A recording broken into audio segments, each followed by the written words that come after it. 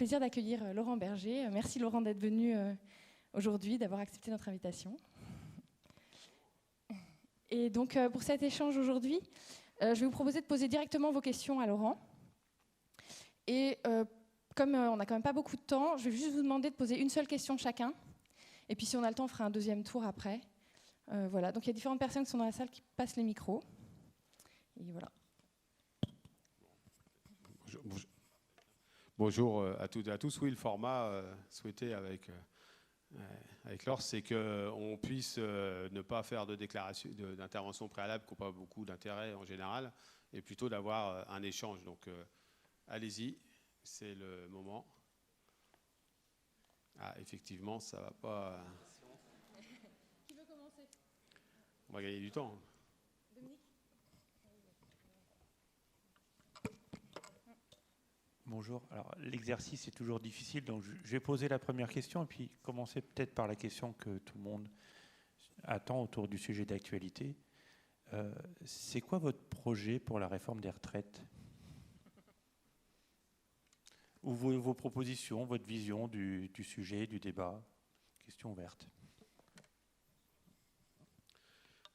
Sur la réforme des retraites, ça fait maintenant depuis 25 ans que se sont succédées des réformes entre guillemets paramétriques. Ça veut dire des réformes qui visaient à faire en sorte que le déséquilibre entre les cotisants et les retraités qui pesaient sur le système financièrement, sur l'équilibre financier du système par répartition, menaçait le système par répartition lui-même. Il faut se rappeler que, alors c'est moins vrai depuis la crise de 2008 qui a vu les retraites par capitalisation des retraités nord-américains s'effondrer, disparaître, fondre, mais un certain nombre d'acteurs, et pas simplement des politiques, parfois même des salariés, pourraient être amenés à penser que la répartition, c'est bien gentil, la solidarité, mais si on avait un autre système qui était plus individualisé, ça permettrait de se faire des systèmes personnels plus favorables. La CFDT, elle s'est toujours battue pour maintenir le système de retraite par répartition, y compris quand il y avait des forts déséquilibres financiers, avec des choix qui étaient parfois difficiles. Toujours en essayant d'impulser des systèmes de solidarité à l'intérieur, comme par exemple les carrières longues. On oublie souvent que depuis 2003, il y a 1 million de travailleurs qui sont partis avant l'âge légal de la retraite parce qu'ils avaient commencé à travailler jeunes.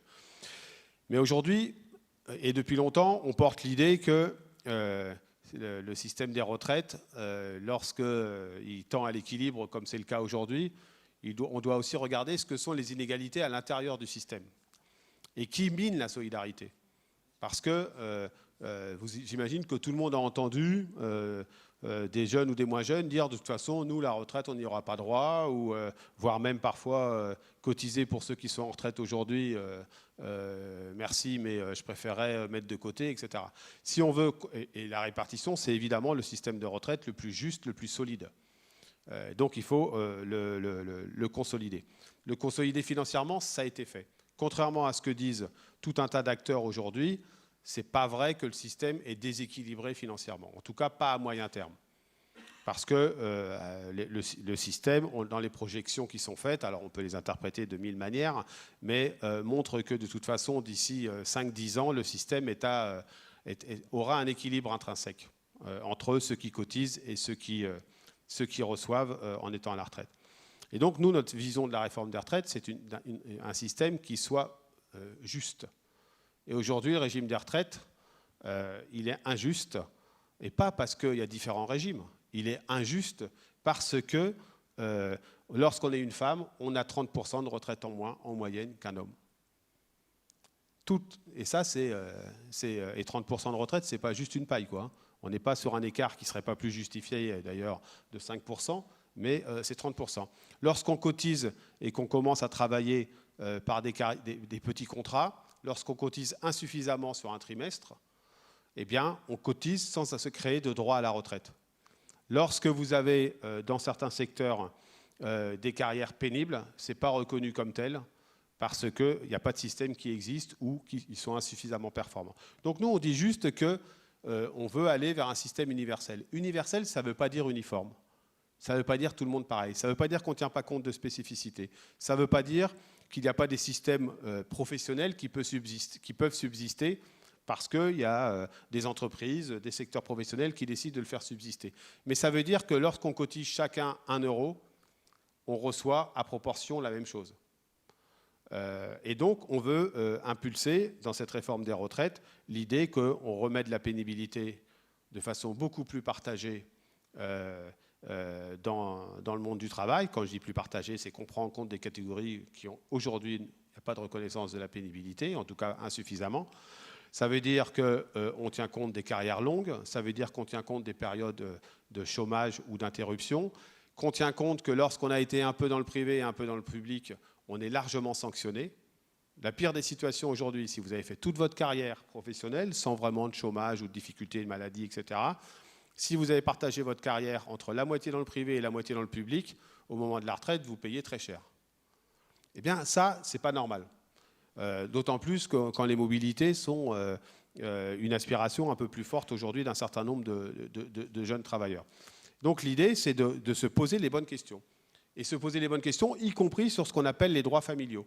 Aujourd'hui, par exemple, vous avez une majoration pour enfants quand vous en avez à partir de 3 enfants au moment de la retraite. Et la majoration, elle est proportionnelle au niveau de la retraite. Donc quand vous avez 3 enfants, vous êtes un homme, une femme, un couple encore ou pas, ensemble, peu importe, c'est proportionnel. On sait bien que la parentalité, elle pèse davantage sur la carrière des femmes que sur celle des hommes. Et donc, on veut poser ces questions-là pour regarder ce qu'on peut faire. Et très clairement, je le dis ici, il est hors de question de stigmatiser des régimes qui existeraient. Et que ça ne peut se faire que sur une transition longue. Ça peut se faire en ne rompant pas le contrat, qui est le contrat initial que chacun a passé dans un certain nombre de secteurs, parce que le contrat était celui-ci au moment sur la gestion de la carrière, que ce soit sur le moment du départ ou sur le montant de la retraite. Mais nous, on porte un certain nombre de revendications qui sont contestables. On revendique par exemple qu'il n'y ait pas de pension qui soit de niveau de retraite qui soit inférieur à 100% du SMIC. Aujourd'hui, quand vous avez travaillé toute votre vie, mais avec un salaire extrêmement bas, vous avez un minimum contributif, c'est-à-dire, comme vous avez travaillé toute votre vie, une pension qui ne peut pas être inférieure à un niveau qui est autour de 950 € aujourd'hui. Nous, on réclame que ça aille vers 100% du SMIC. Que quand on a travaillé toute sa vie, on ait une pension qui soit au minimum 100% du SMIC. Donc ces questions-là, parce qu'on est une organisation syndicale, on ne se refuse pas de les poser. Ça ne veut pas dire que ça ne pose pas des difficultés, ça ne veut pas dire qu'il ne faut pas regarder comment les choses se font, qu'il ne faut pas gérer des transitions longues, mais aujourd'hui, entendre dire que le système des retraites actuel serait parfait pour tout le monde, ben, ce n'est pas vrai. C'est pas vrai, et donc on a le droit de se poser ces questions-là, et donc de discuter. On verra à la fin. Ce qui est sûr, c'est s'il y a la moindre mesure d'allongement de la durée du travail sur la carrière, c'est-à-dire un report de l'âge, etc., c'est à casus belli pour la CFDT, c'est hors de question. Ça veut dire que si il n'y a pas des mesures de compensation et de transition sur un certain nombre de régimes, ce ne sera pas possible. Mais je crois qu'il faut poser les bases d'un système plus juste, plus lisible, qui permette, par exemple, c'est une de nos revendications, d'avoir des départs progressifs à la retraite. Aujourd'hui, la gestion des fins de carrière, soit elle est du fait du patron qui licencie les seniors ou qui s'en sépare. Je vous rappelle qu'il y a un retraité sur 2 qui arrive à la retraite en n'étant plus en emploi. Donc la gestion des fins de carrière, y compris avoir des départs progressifs pour ne pas bosser comme un dingue jusqu'au bout. Et tout ça, on veut le poser sur la table. Voilà, dans un débat, dans un pays à peu près normal, avoir ce type de débat, ça paraît assez logique. Maintenant, où est-ce que ça aboutit à la fin? Personne ne le sait. Mais ce qui est sûr, c'est que si on ne discute pas de ces sujets-là, ça ne s'améliorera pas. Et très clairement, le système des retraites actuel, moi je suis responsable interprofessionnel, il est injuste pour nombre de travailleurs. J'étais il y a quelques jours avec des travailleurs de l'agroalimentaire. La non-reconnaissance de leur pénibilité au travail à un bon niveau fait que de toute façon, la retraite n'est pas vraiment un sujet pour eux parce que leur espérance de vie au moment de la retraite est extrêmement faible. Ça veut dire que cela, il faut qu'ils aient une compensation digne de ce nom pour partir plus tôt. Ce que ne permet pas le système actuel.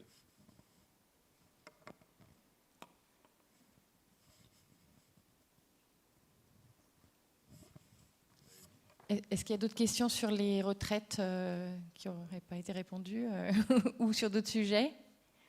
Juste pour info, au niveau des IEG, il y a des discussions qui ont déjà commencé avec les employeurs pour savoir justement comment est-ce qu'on pouvait mettre en place une période de transition longue, comment on prenait en compte la pénibilité, des choses comme ça, effectivement. Éventuellement un régime supplémentaire de retraite aussi, puisque actuellement les employeurs dans les IEG cotisent plus que le projet de SURE, le système universel. Et donc, il y aurait des sous supplémentaires qui pourraient être réinjectés dans... Je résume un peu, mais qui pourraient être réinjectés dans un régime supplémentaire de retraite aussi. Oui, Olivier, vas-y. Alors, aujourd'hui, on entend un plan B du gouvernement qui dit que pour les régimes spéciaux, ça pourrait être... les personnes qui sont actuellement dans ces régimes gardent le statut, quel que soit le statut, et ensuite, on activerait en fait un CDI, par exemple, un non-statut sur les nouveaux arrivants. Et apparemment, le syndicat FO et le syndicat CFDT seraient contre ça, ne seraient pas d'accord avec cette mesure. Est-ce que vous pouvez étayer ou alors infirmer ou informer cette information? Non, moi, c'est ce qu'on appelle le flux stock, c'est-à-dire les nouvelles règles s'appliqueraient à ceux qui rentreraient en emploi. C'est des systèmes qui existent sur d'autres éléments. Moi, je suis plutôt favorable.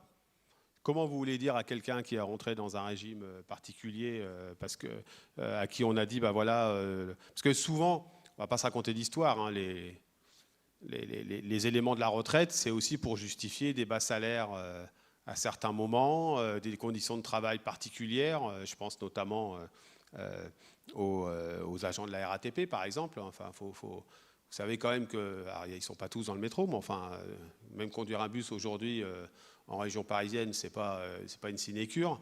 Ils sont rentrés, on leur a dit voilà, les conditions, c'est quand même des salaires qui ne sont pas spécialement élevés, des horaires atypiques, mais au moment de la retraite, ça se passera comme ça, comme ça. Effectivement, moi je comprends individuellement et donc que c'est pas entendable qu'on lui dise bah, du jour au lendemain, désolé, on passe à autre chose. Donc l'histoire du flux stock, ou je ne sais plus comment ils appellent ça, certains journalistes, le régime du grand-père ou je ne sais pas quoi, la clause du grand-père, ça me parle moins que... Mais l'idée est que ce n'est pas quelque chose de choquant sur la question des conditions de départ. Et donc, je ne sais pas où vous avez pris l'idée que la CFDT s'y serait opposée. Les cheminots CFDT viennent de demander cette application-là au Premier ministre. Mais moi, j'insiste sur un point. C'est universel, ça ne veut pas dire que les règles seront complètement identiques. C'est ça qu'il faut. Universel, ça veut dire qu'on a des méthodes de calcul qui sont sur la base, qui sont communes. Mais y compris pour des questions de lisibilité. Nous, on a fait une grande enquête qui s'appelait Parlons retraite, qui montrait que nombre de salariés, à 3-4 années de la retraite, étaient incapables de dire quel allait être le montant de leur retraite. Comment vous voulez donner confiance dans un système dont vous ne savez même pas ce qu'il va produire pour vous? Donc l'idée d'un système beaucoup plus lisible et beaucoup plus universel, ça a du sens. Mais ça ne veut pas dire qu'il n'y aura plus aucune spécificité dans les branches ou les entreprises. Et ça, c'est à négocier avec les employeurs. C'est d'ailleurs la discussion qui est engagée aujourd'hui dans les industries électriques et gazières. Et puis, il faut traiter les questions les unes après les autres. On sait bien que je prends les fonctions publiques, si les primes sont intégrées, il y a un paquet de secteurs et d'agents pour lesquels c'est assez favorable. Ça pose un problème là où il n'y a pas de prime. Donc, ça veut dire qu'il faut traiter ça. Mais aujourd'hui, je vous prends la fonction publique territoriale. Quand vous êtes agent de catégorie C, que toute votre carrière, elle est aux alentours du SMIC, c'est pas une vue de l'esprit, hein, c'est une réalité. Vous avez plus intérêt à une intégration de vos primes que le calcul sur les 6 derniers mois. C'est beaucoup plus intéressant. Par contre, si vous êtes dans l'enseignement et que vos salaires sont très bas au départ, mais accélèrent au bout d'un moment et plutôt en fin de carrière, avec des profs très très mal payés au début de leur carrière, les 6 derniers mois, ils ont du sens. Ben, ça ne peut pas se faire. Ça veut dire qu'il faut revoir les conditions de rémunération, donc c'est du temps très long. Mais est-ce qu'on va tolérer longtemps que la promesse faite à des enseignants, c'est bavez-en au départ, y compris pour vous loger lorsque vous êtes muté en région parisienne, enfin vous êtes nommé la première fois, il faut en baver pendant 20 ans, mais ne vous inquiétez pas, au moment de la retraite, ce sera pas mal. C'est quand même un un contrat social assez bizarre. Donc est-ce qu'on peut rediscuter de ça? S'il n'y a pas ces conditions-là, évidemment, ce n'est pas acceptable. Mais aujourd'hui, la situation n'est pas acceptable en tant que telle pour nombre de travailleurs, qu'ils soient du public ou du privé. Mais j'insiste devant vous, évidemment qu'il n'y a pas volonté de ne pas tenir compte de spécificités. Pourquoi cette surcotisation, je ne sais pas comment il faut l'appeler, qui est payée par les employeurs des industries électriques et gazières, ne perdurerait pas pour faire vivre un certain nombre de systèmes qui existent? Ben, voilà. Après, si l'intégration des primes se pose, pour certains de vos secteurs, ce sera intéressant, pour d'autres, ce ne sera pas bon. Ben oui, mais c'est ça qu'il faut poser comme question et essayer de traiter comme question. Mais la clause du grand-père, ou je ne sais pas comment il faut l'appeler, ce n'est pas une mauvaise solution dans un certain nombre de champs professionnels. Je pense notamment au transport, mais il y en a d'autres, évidemment.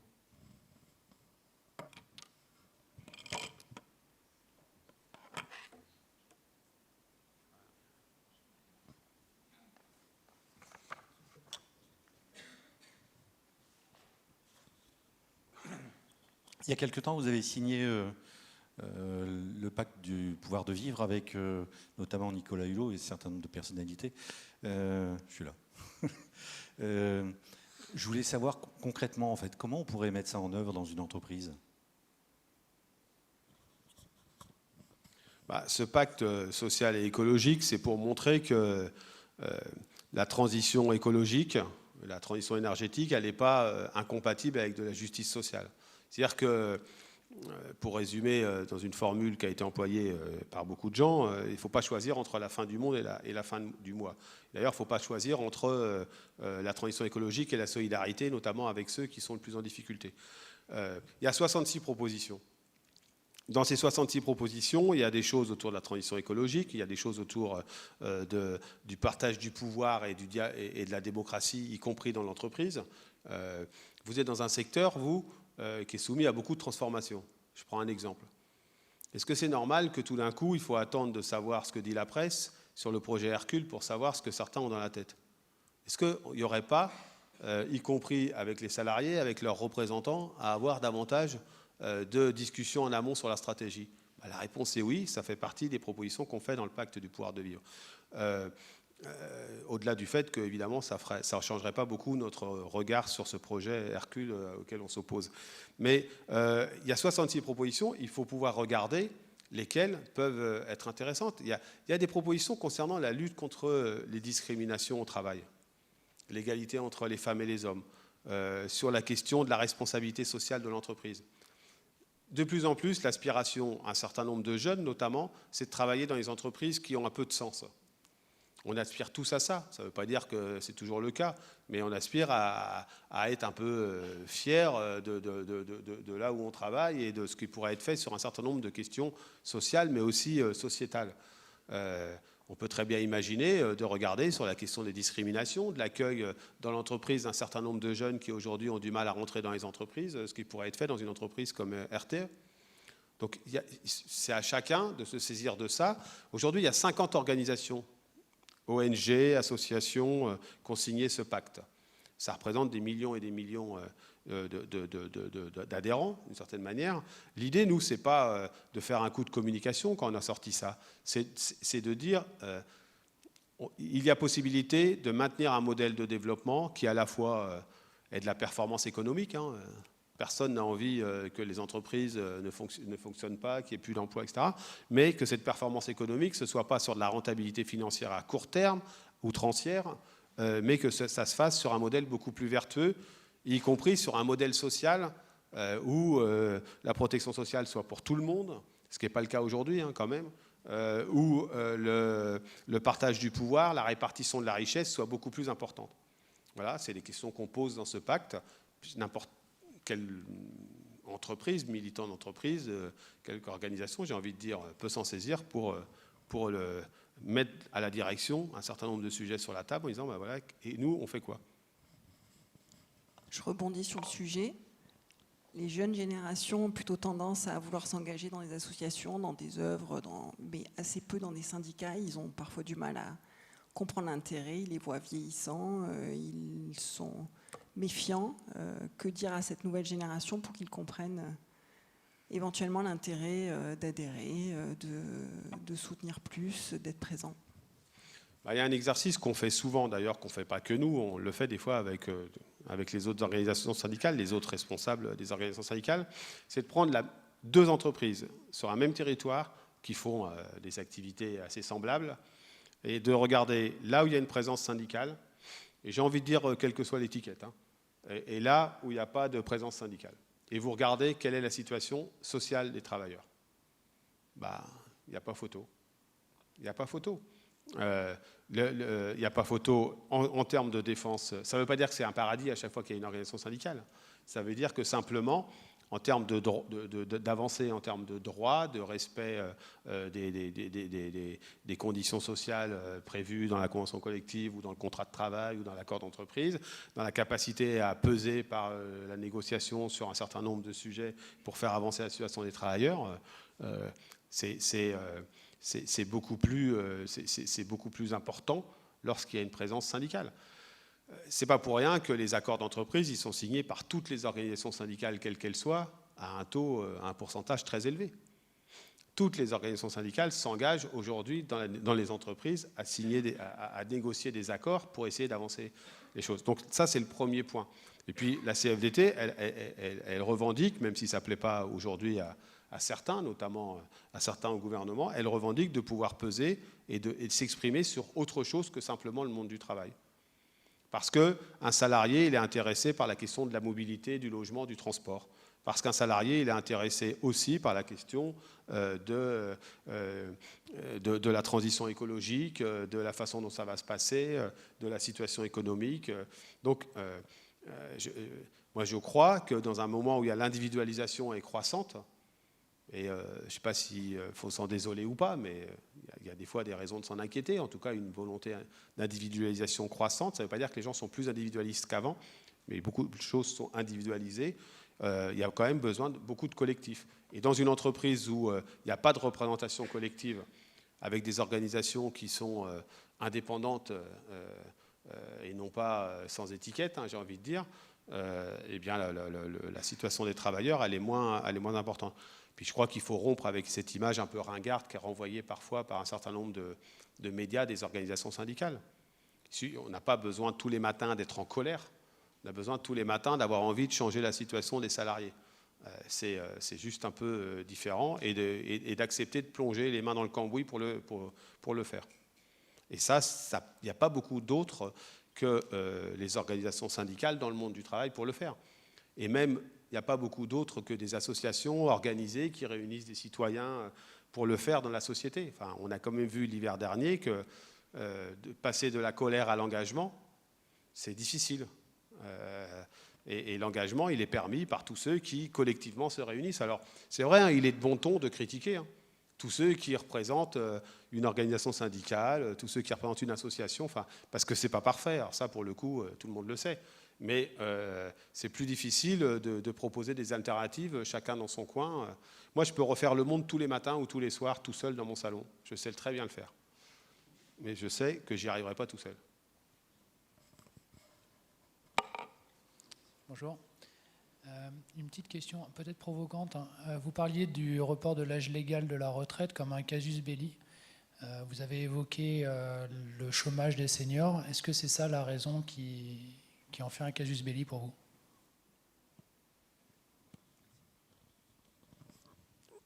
D'abord, en partie, oui. Moi, j'ai un peu de mal avec un certain nombre d'organisations patronales qui considèrent qu'il faudrait reporter l'âge légal de la retraite, mais qui s'empressent de se séparer de leurs seniors parce que souvent ils sont trop chers, présumés moins productifs et parfois aussi plus vindicatifs, j'en sais rien. Donc il y a une part d'hypocrisie. Vous savez, moi je me rappelle toujours de ce responsable patronal qui me dit « Moi je suis pour la retraite à 65 ans pour tout le monde, par contre mes gars, ça dit déjà quelque chose quand on parle comme ça, mes gars il est hors de question de les faire monter sur le toit après 55 ans. » Bah ouais, t'es sympa, mais alors tu fais comment ? Tu les laisses en bas et on fait une belote. Donc, il faut être cohérent. Tant qu'on n'arrivera pas à faire en sorte qu'on peut, les gens puissent finir leur carrière en emploi, il y aura un problème.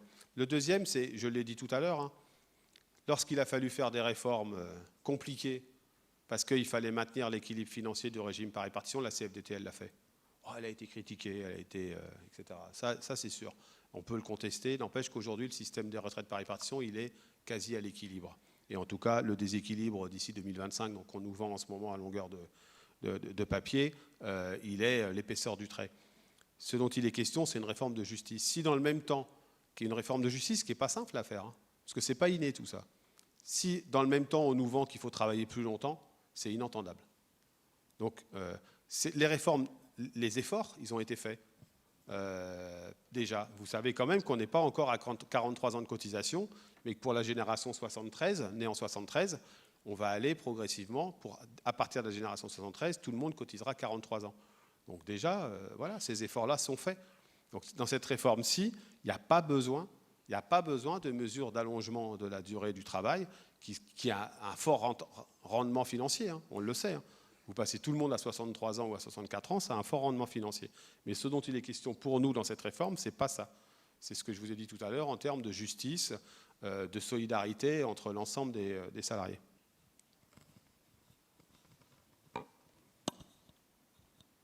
Bonjour. J'aimerais revenir sur le dossier Hercule. On sait que, enfin, on pense que le dossier Hercule vient du fait que la filière nucléaire en France a des petits problèmes vis-à-vis de la construction de l'EPR. Chaque année, ça coûte 1 milliard de plus. Quelle est finalement pour vous une alternative pour éviter que cette filière-là, et en particulier le projet EPR et ClaimPoint, possiblement puisse faire tomber quasiment dans l'abîme l'intégralité du groupe EDF et toutes ses filiales? Je ne suis pas forcément un spécialiste de toutes les questions, hein, mais je regarde mon camarade. D'abord, le projet Hercule, c'est une forme de démantèlement de l'entreprise, du groupe, qui fragilisera la production, mais qui fragilisera beaucoup la distribution. Et ensuite, et c'est quand même, c'est dans une logique assez financière. Alors, il se trouve que la mobilisation qui a été celle des organisations syndicales et des agents semble faire reculer, mais en tout cas, semble faire douter ses promoteurs. Ce serait une bonne chose.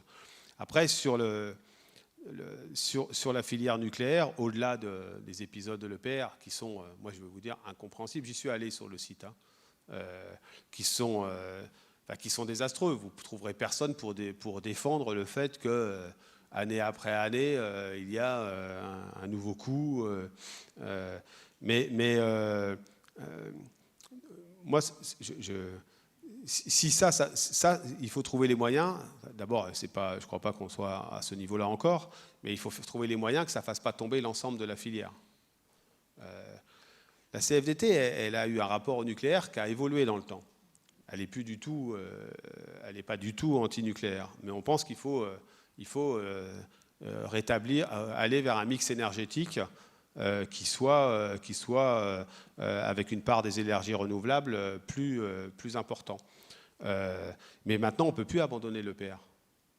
Enfin, moi, je ne vois pas comment on peut abandonner l'EPR, sauf à laisser un gros champignon et beaucoup d'argent au bord de la côte. Je ne vois pas comment on peut faire. Par contre, est-ce que ça risque de plonger évidemment, il ne faut pas que ce soit le cas. Mais maintenant, ce n'est pas si près du but qu'il faut renoncer. Est-ce que ça interroge sur les stratégies suivies? La réponse est oui. Ça interroge sur les stratégies suivies, mais ça, ce n'est pas les organisations syndicales qui en sont responsables. Mais tu veux peut-être dire un mot? Bonjour, Maxime Lerue. Donc moi, je suis à la Fédération Chimie Énergie et je suis l'ensemble de la branche des IEG. Sur la partie Hercule, et le lien entre la restructuration d'un groupe comme EDF et le lien avec Flamanville, les dernières annonces, elles sont tombées après le projet de restructuration. Donc même chronologiquement, ça ne collerait pas. Aujourd'hui, on est dans une situation où de toute façon, la REN n'est pas renégociée. Or, on avait la possibilité en renégociant la REN, j'espère que ça parle à tout le monde, mais à peu près, je pense, en renégociant la REN, de dégager des marges financières pour EDF. Mais on ne parle pas que du financement de l'EPR. Derrière, le projet que nous, on porte, c'est qu'EDF, groupe EDF, soit au cœur de la transition énergétique. Et donc, ça veut dire et des capacités d'investir dans des temps de production nucléaire, mais aussi dans d'autres types d'investissements. Donc ça veut dire que pour dégager des marges pour EDF, il y a plusieurs possibilités. D'abord, la dette, ça se renégocie aussi quand on arrive à des taux d'intérêt qui sont relativement faibles aujourd'hui, même très très faibles. Aujourd'hui, on a un prix de l'électron vendu aux consommateurs qui est ridiculement bas par rapport aux taxes, donc on peut très bien rebasculer une partie des taxes aussi sur l'électron. On a la possibilité de mettre en place la taxe carbone de façon à financer un certain nombre d'investissements, notamment dans les énergies renouvelables. Donc aujourd'hui, il n'y a pas lieu d'avoir un projet Hercule qui soit la seule réponse en déstructurant complètement le groupe EDF à d'éventuels enjeux. Alors il y a des enjeux d'investissement, c'est sûr, mais en tout cas, la REN n'a pas bougé. Donc la REN ne bougeant pas, le groupe EDF ne doit pas bouger. Et on peut être certain d'une chose, et après je te repasse la main, c'est que la transition énergétique, elle se fera avec un grand groupe comme EDF, et il vaut mieux qu'il soit complètement intégré et qu'on ait des entreprises qui aujourd'hui soient très intégrées, parce que demain, ça va toucher tout le monde, la transition énergétique. Donc, il vaut mieux qu'on soit sur un socle social commun, sur des stratégies communes, sur des échanges communs, sur une branche commune, de façon à pouvoir rentrer dans cette transition énergétique qui est le véritable enjeu des 20 prochaines années.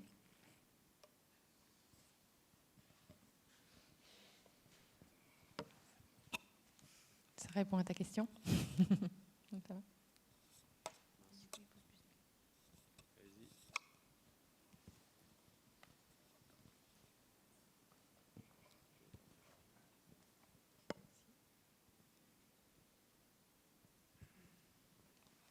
Je porte le micro, mais puisque personne dans la salle.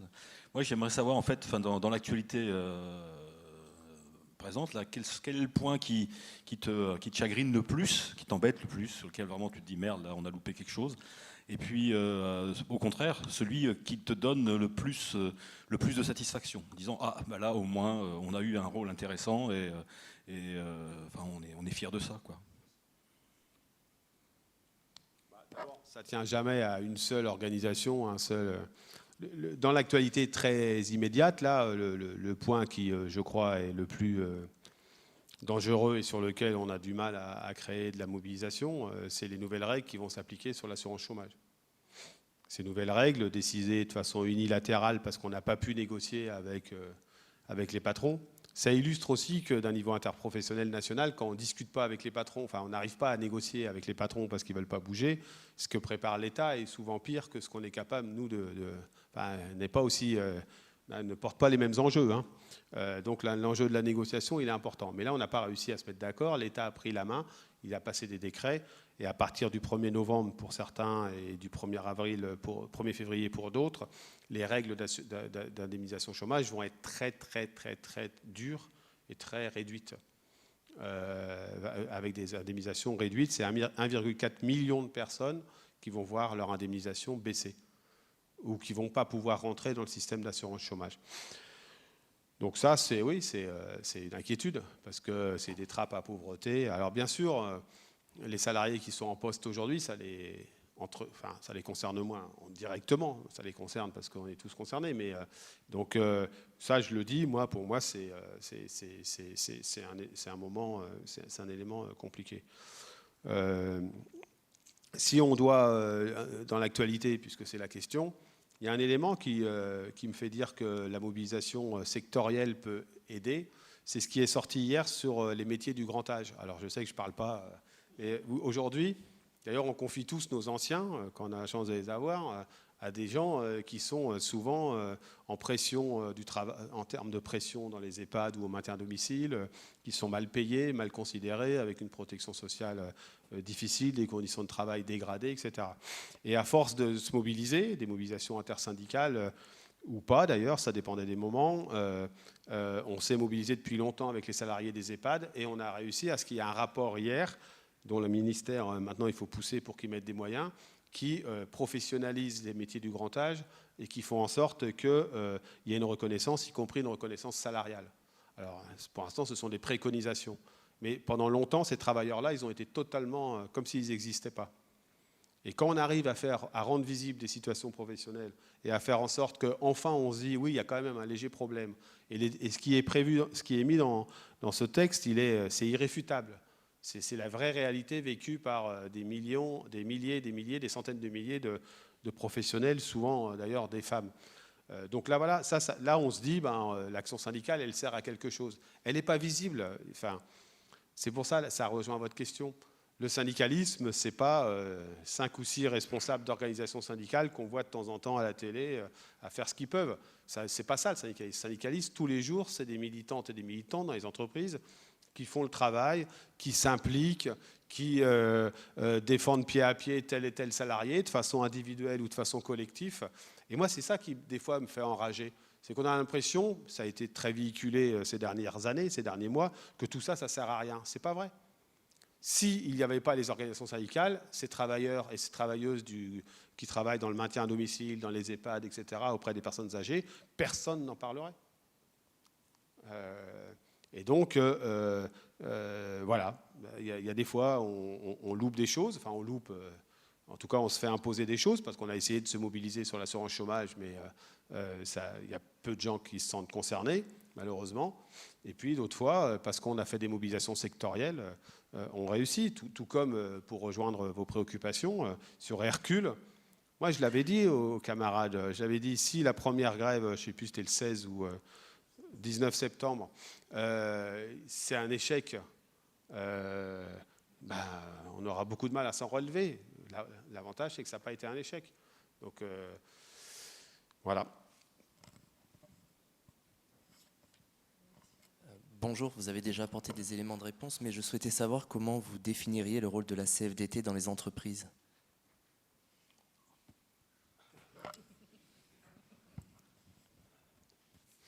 Le rôle de la CFDT, d'abord la CFDT dans les entreprises, ce sont les femmes et les hommes qui la représentent. Son rôle, c'est d'être à l'écoute des salariés, donc ce qu'ils vivent, notamment sur la question du travail. On en a peu parlé jusqu'alors, mais je suis persuadé que sur la façon dont on vit notre travail, chacun, dont on a la possibilité de s'y exprimer, s'y épanouir, de dire ce qu'on pense, y compris à nos hiérarchies, etc., c'est très important. Mais donc, premier rôle de la proximité et de l'écoute à l'égard des salariés.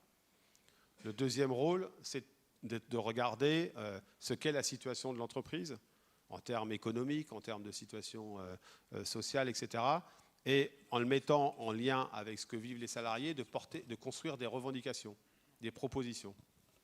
Jusqu'alors, on peut dire que c'est le rôle de toutes les organisations syndicales. Le quatrième point, c'est de ces propositions, c'est d'aller les porter à la direction et de dire maintenant on veut discuter de ça, on veut négocier. Et de se battre pied à pied dans le rapport de force qu'est la négociation pour porter ces propositions, ces revendications. Et le cinquième point, c'est d'être capable de s'engager à acter ces avancées, qu'elles soient en termes de négociation salariale, d'amélioration des conditions de travail, d'égalité entre les femmes et les hommes, etc.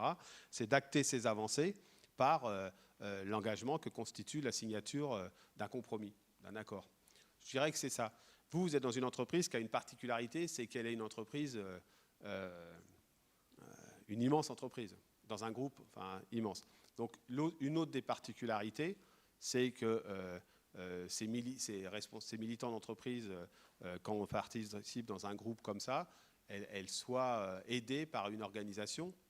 Ils soient aidés par une organisation qui porte une vision aussi sur l'ensemble du groupe, comme ça vient d'être fait sur Hercule, par exemple.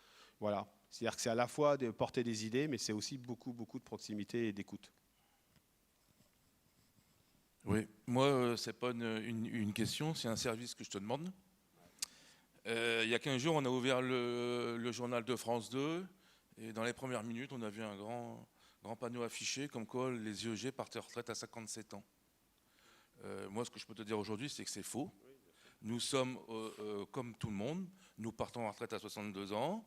Donc il y a une certaine population qui peut partir à 57, mais qui ne part plus de plus en plus parce qu'ils ont de la décote. Donc le jour où tu seras invité dans les autres sphères médiatiques, je compte sur toi pour rétablir la vérité. Mais on l'a déjà dit, l'âge de départ, vous savez, j'ai pas vu cette image sur les IEG, mais le truc qu'on connaît par cœur, c'est les cheminots partent à 50 ans quand vous conduisez un train. Mais potentiellement, certains partent à 52 ans, mais ils n'ont pas intérêt à partir. Donc ils partent pas. Ou pour des raisons, pour faire autre chose. Là, c'est des choix individuels. Mais l'âge de départ, le taux de remplacement, par exemple, en général, et notamment pour les fonctionnaires par rapport aux salariés du privé, sont quasi similaires, et le niveau de pension est quasi similaire. C'est-à-dire que, mais notre pays, il adore se trouver des coupables. Je suis désolé, c'est ce que je trouve le plus désastreux. C'est vrai d'ailleurs sur les questions sociétales aussi. Mais notre pays, il adore trouver excusez-moi le terme, des salauds à cause de qui ce serait ça qui ferait que ça ne fonctionne pas. Ça, il faut qu'on casse cette idée-là. Et moi, je vous le dis, sur la question des retraites, l'idée, il n'est pas d'enlever pour donner à d'autres. Soyons clairs. L'idée, il est de rétablir de la justice pour tout le monde. Et donc là-dessus, pour l'instant, ton service, je peux te le rendre. Mais ça ne veut pas dire que tu as le droit de revenir avec un deuxième. Ça ne veut pas dire ça. Alors, être un syndicat réformiste, ça veut dire quoi aujourd'hui, ici, là ouais. Puisque pour les médias, la CFDT est un syndicat qui est dit réformiste. Bon, très bien. Mais aux yeux de l'opinion, les réformes sont de moins en moins acceptées, car elles sont synonymes de recul et de renoncement. Est-ce que tu te sens à l'aise avec cette étiquette de réformiste ? En règle générale, j'aime pas les étiquettes, moi, parce que c'est réducteur, mais non, c'est pas du tout. Réformiste, ça n'a pas de sens en soi. D'ailleurs, la CFDT n'a jamais elle-même réclamé. Alors, des fois, on peut être dans des facilités de langage, mais la vision qu'on porte, nous, c'est ce qu'on dit, c'est qu'on est un syndicaliste de transformation sociale. C'est-à-dire que de porter une critique sur la réalité et d'essayer de la transformer. C'est la question à laquelle je répondais à monsieur sur c'est quoi le rôle d'une organisation syndicale dans une entreprise. C'est pareil d'un niveau national. C'est de porter un regard critique sur ce qui est en train de se passer, être capable de faire des propositions, de porter des revendications et de s'engager dans une négociation et d'acter un compromis. C'est là où des fois on a des divergences avec d'autres. Mais d'abord, une fois pour toutes, je vais te le dire, on n'est pas en guerre entre les organisations syndicales. On peut avoir des différences, des nuances, on n'est pas en guerre. Mais on peut avoir des nuances. C'est le pluralisme syndical, je ne vois pas pourquoi il n'existerait pas quand existe le pluralisme médiatique, des médias, le pluralisme politique, etc. etc. Je veux dire, pourquoi on voudrait... Donc nous, c'est vrai qu'on est dans une volonté, on veut peser dans ce rapport de force qu'est la négociation. Parce qu'on pense que les choix qui sont faits et décidés par ceux qui sont les plus concernés par les décisions qui seront prises, c'est mieux si on peut peser dedans que demander à l'État de faire tout à la place des acteurs sociaux. Mais réformiste, ça ne veut rien dire en soi, parce que d'abord, tout le monde l'est pour une part, et pour une part, on ne s'en réclame pas. Vous voyez ce que je veux dire ? C'est comme la croissance. L'important, c'est le contenu de la croissance. Là, la réforme, c'est le contenu de la réforme. Il peut y en avoir des bonnes, des moins bonnes.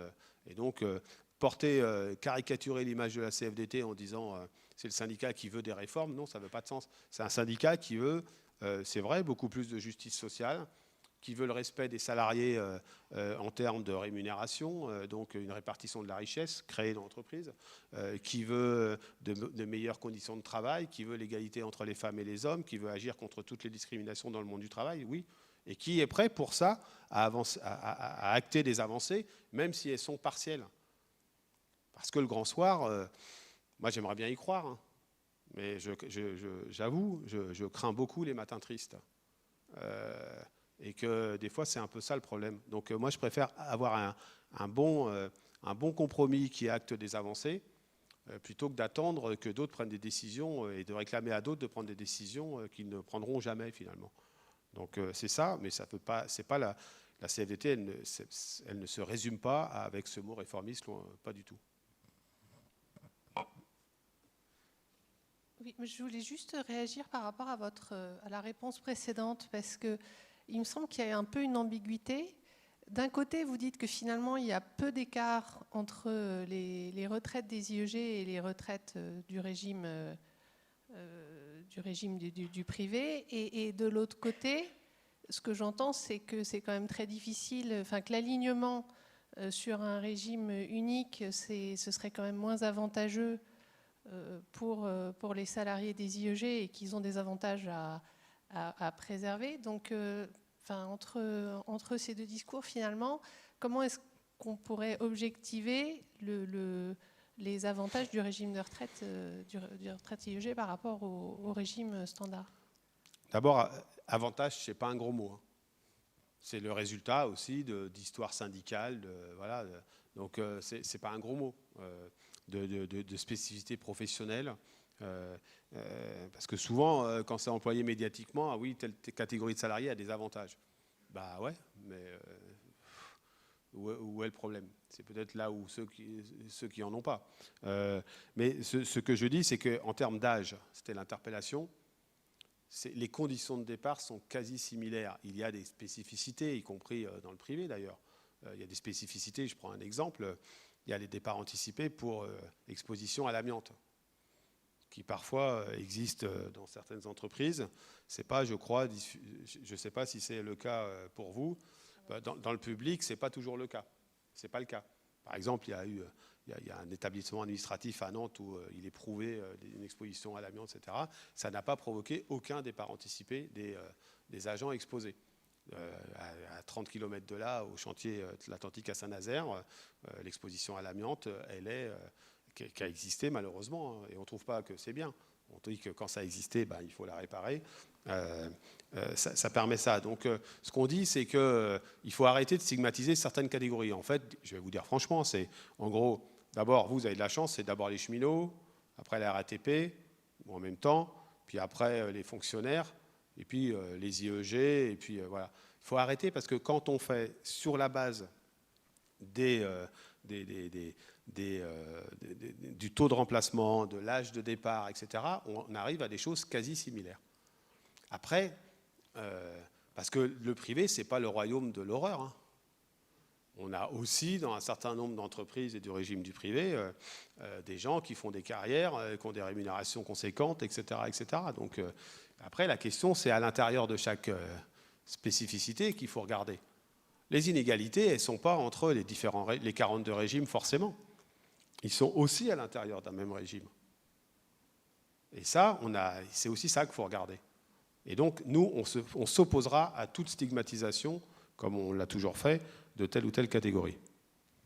En particulier, si on reprend l'exemple des polypensionnés, clairement, ceux qui ont fait une partie de leur carrière dans les IEG et une partie dans le privé, et je sais que tu es concerné, sont très défavorisés avec le régime des IEG actuels. Avec un système universel et des spécificités IEG, ça permettrait d'avoir une retraite bien plus correcte pour ces personnes-là.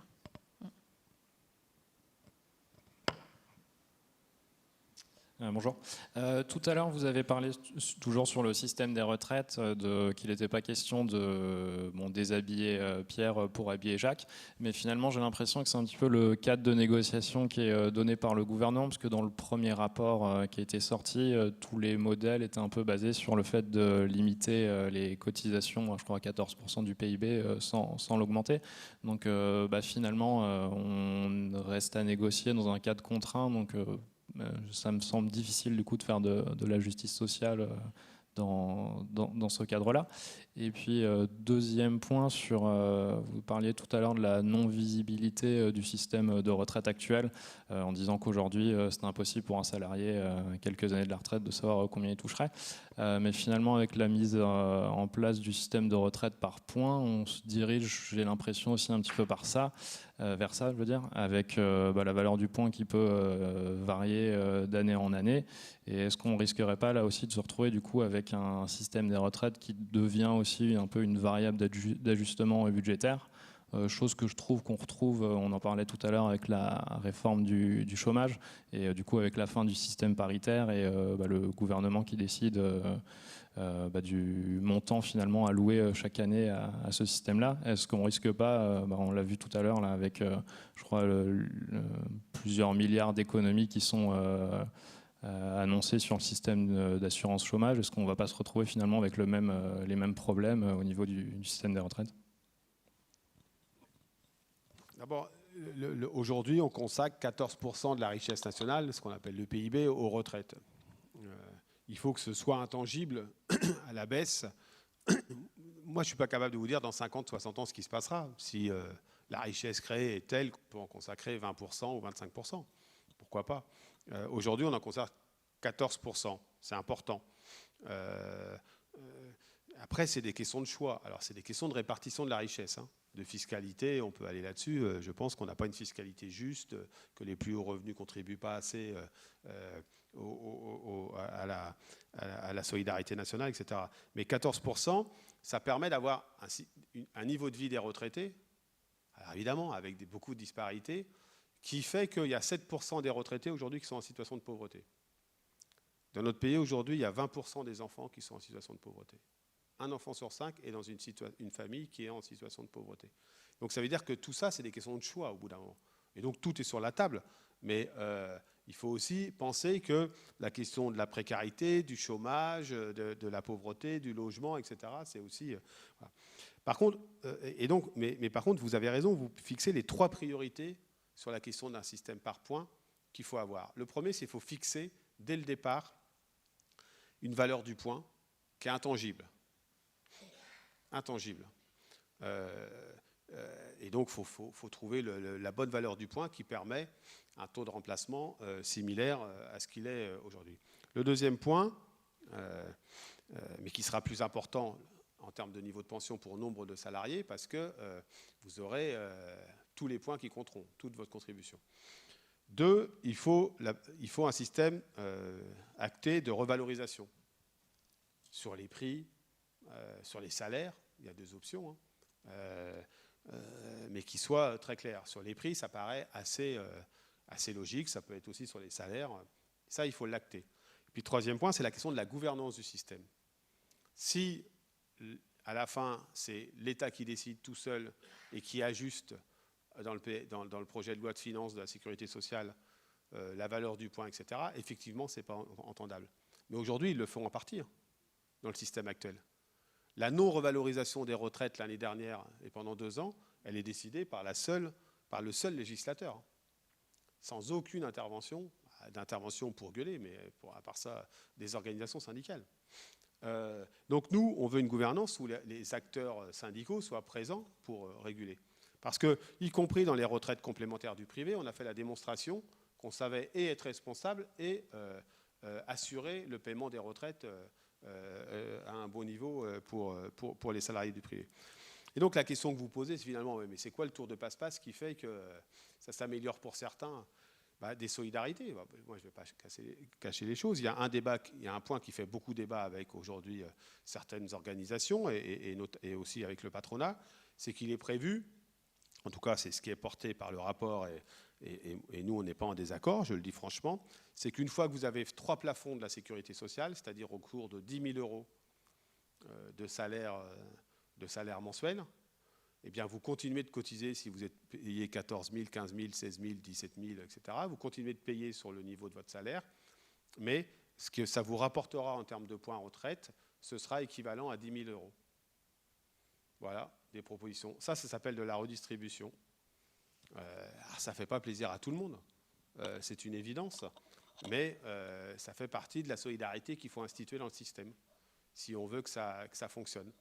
Et donc, c'est un peu technique, ça fait 3 plafonds de la sécurité sociale, on appelle ça un pass. Bon, voilà, ça fait 10 000. Et bien ça, oui, c'est de la redistribution. De fait, moi je comprends que ceux qui sont concernés ne sont pas super joyeux. Mais après, tout ça, le choix qu'on fait collectivement, c'est un système de retraite par répartition, c'est-à-dire un système collectif, mais où il faut tenir compte des parcours individuels. Donc c'est vrai que c'est compliqué. Et je comprends qu'à un moment donné, la solidarité, on est toujours d'accord avec, mais quand ça pèse un peu plus sur nous que sur d'autres, on rechigne un peu. Mais il faut en passer par là si on veut remonter les niveaux des basses pensions.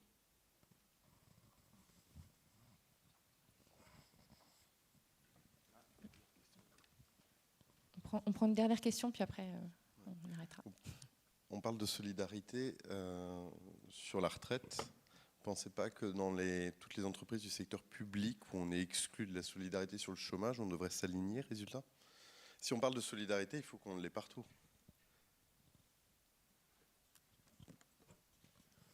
C'est une excellente question. Non, c'est une excellente parce que moi, j'ai été longtemps un des responsables de l'assurance chômage pour la CFDT et c'est des questions qui nous ont souvent taraudés. Le truc, c'est que les agents publics, ils ont souvent pris cher ces dernières années en termes de non-revalorisation salariale.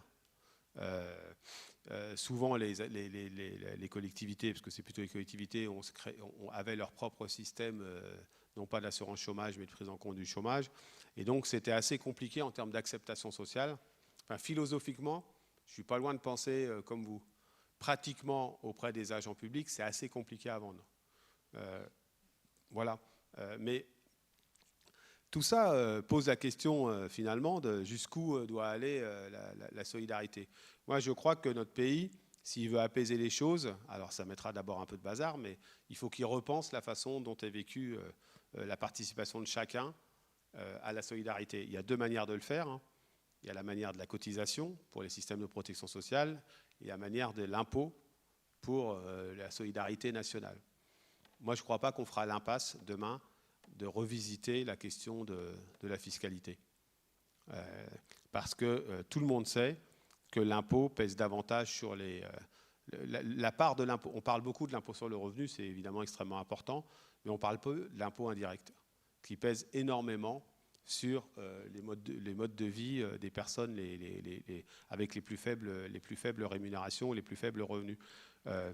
Bon, mais cette question-là, personne n'ose l'aborder pour une raison simple, c'est que ça va toucher là aussi chacun et que le sentiment, c'est qu'est-ce que je vais perdre et qu'est-ce que je suis prêt à contribuer.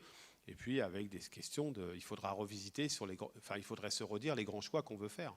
Les grands choix de lutte contre la pauvreté, les grands choix d'assumer les fonctions régaliennes de l'État telles qu'elles sont, la fonction de l'éducation, de la santé, etc. On le voit avec le secteur de la santé aujourd'hui. On est tous d'accord pour donner plus de moyens à la santé.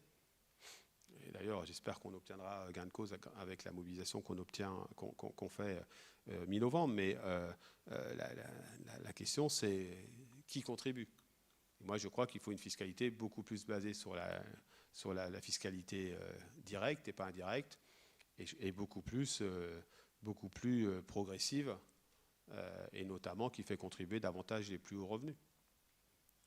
C'est un débat qu'on peut avoir. Je crois aussi qu'il faudra qu'on passe un jour à la fiscalité des transmissions de patrimoine. Évidemment, pas à partir d'un certain niveau, mais aujourd'hui, il y a 10% de la population française qui détient 50% du patrimoine. Bon, quand on le passe de l'un à l'autre, ce n'est pas totalement injuste de le fiscaliser. Voilà, c'est des questions qu'il faudra poser. Quant à l'assurance chômage, pour l'instant, je ne suis pas sûr qu'on soit en mesure de le proposer, mais cette question-là est posée. Je vous remercie. Bonne soirée à toutes et à tous. Merci Laurent d'être venu. Merci à tous d'avoir participé à cet échange. C'est très intéressant.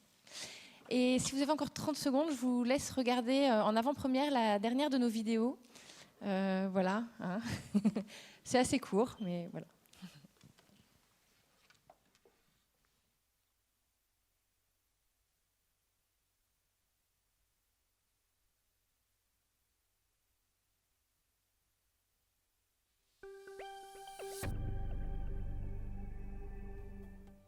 Oui, si vous faites confiance à la force du collectif plutôt qu'à l'individualisme. Oui, si vous voulez que vos droits évoluent avec le temps. Oui, si vous estimez qu'un bon compromis vaut mieux qu'un recul subi. Oui, si vous voulez que la justice sociale s'applique à RTE. Oui, si vous voulez des représentants proches de vos métiers et à votre écoute au quotidien. Oui, si vous voulez un futur sans discrimination. Oui, si vous pensez qu'il faut défendre l'ensemble des salariés, quel que soit leur collège. Oui, si vous voulez une représentation solidaire et sincère. Oui, parce que la négociation sera toujours notre priorité. Oui, si vous pensez que la diversité doit être défendue. Oui, si vous pensez que chacun a le droit à sa juste part. Oui, si vous pensez que le dialogue est toujours le chemin à privilégier.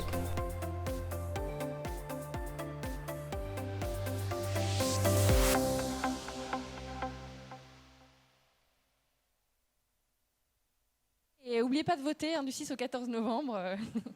C'est important qu'on ait non mais blague à part, parce que je sais qu'il y a aussi des militants d'autres organisations syndicales dans la salle, mais c'est important de voter, quelle que soit l'OS pour laquelle vous votez, pour qu'on ait un taux de représentativité le plus fort possible, parce qu'on ait un taux de participation important. Ça nous permet aussi, face à la direction, d'avoir plus de poids. Voilà. Et merci à tous.